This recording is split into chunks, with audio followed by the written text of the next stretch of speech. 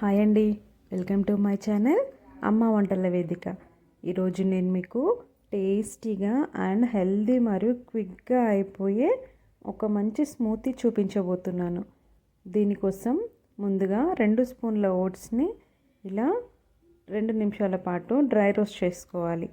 తర్వాత mixie jar తీసుకొని దానిలోనికి సన్నగా కట్ చేసి పెట్టుకున్న ఒక బనానా వేసుకోవాలి. నేను ఇక్కడ ఒక పర్సన్కి మాత్రమే చేస్తున్నాను. తర్వాత దీనిలోనికి డేట్స్ తీసుకోవాలి. ఇక్కడ నేను 2 డేట్స్ తీసుకున్నాను. మీరు డేట్స్ ప్లేస్లో హనీ కూడా తీసుకోవచ్చు.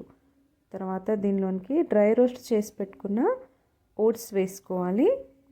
తర్వాత ఒక చిన్న గ్లాస్ మిల్క్ యాడ్ చేస్తున్నాను. తర్వాత ఒక చిన్న గ్లాస్ వరకు వాటర్ కూడా యాడ్ చేస్తున్నాను.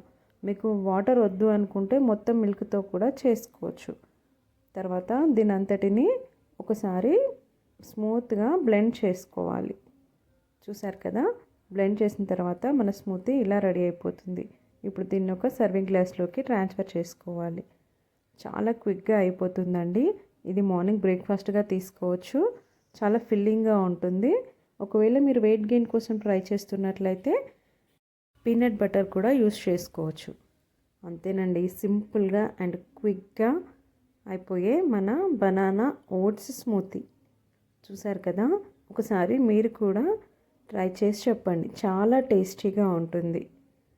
మరిన్ని ఇలాంటి టేస్టీ అండ్ హెల్దీ రెసిపీస్ కోసం మన అమ్మ వంటల వేదిక ఛానల్ని సబ్స్క్రైబ్ చేసుకోండి.